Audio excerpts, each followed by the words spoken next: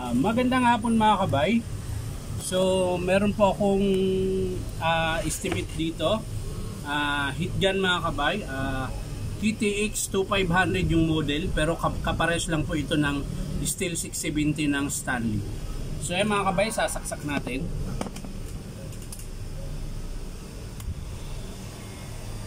So sabi ng customer mga kabay, gumagana siya pero minsan nagbabaga tapos biglang mawawala. So titingnan natin mga kabay. So yan mga kabay, gumagana siya pero wala po siyang baga.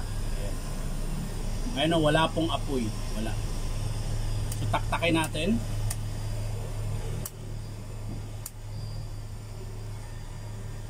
Tapos lagyan natin ng apoy. Ayan. So nasa loob lang po, hindi lahat. So maring putol yung element nito mga kabay kasi gumagana siya. Pero yung switch niya mga kabay, sira na rin kasi pag naka-1, minsan kailangan mo pang idiin para mag-on siya. Pero sa to, okay.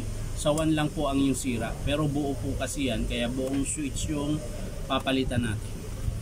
So tara mga kabay, bubuksan po natin.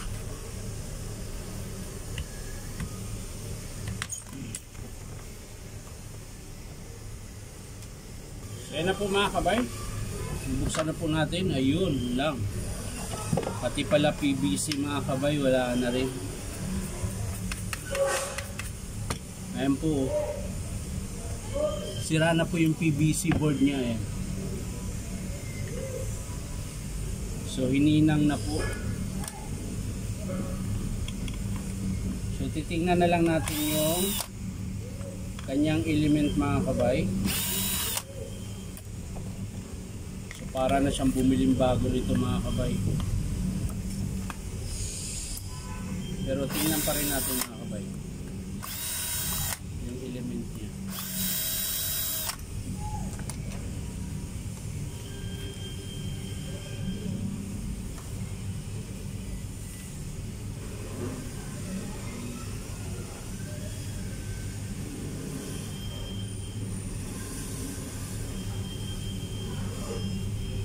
So ito mga kabay, wala naman siyang putol, pero yung pinakadulo dito, ayan, yung pinakamaliit na wire mga kabay, ito. Meron po siyang putol. Ayan, hindi lang makikita dyan sa camera si malabo. Ayan, ito po. Ayan, kung sana makita nyo, ayan po. Yan po yung putol niya. So pag nagdikit yan, magkaroon siya ng baga pero hanggang dito lang. So ibig sabihin sira na rin yan mga kabay. Ngayon, isa pang dahilan kung bakit ito po, yung PVC board niya. Ayan, sana makita nyo dyan. Ito po, yan. Nag-ugaan na po yung parts. Ayan, tapos sunog na po. Ayan. So papalit tayo ng PVC board, tsaka element, tsaka switch. So ang matitira sa kanya mga kabay, ito na lang. Yung pinaka motor. So check din natin yung motor mga kabay kung mahaba pa yung carbon brush. So ayan mga kabay, mahaba pa naman. So yun lang po talaga mga kabay ang estimate natin. Element, PVC board, tsaka yung kanyang switch. Ito po yung switch mga kabay. Yan. So yung 1 yan mga kabay okay pa. Pero yan, hindi, yung 2 pala. Tapos yung 1, pag inon mo sa 1, pag di mo siya ididiin, hindi siya gagana. So ibig sabihin palitin na rin po yan. So yan po yung tatlo ang papalitan natin, switch, PVC board, tsaka element. Ayan.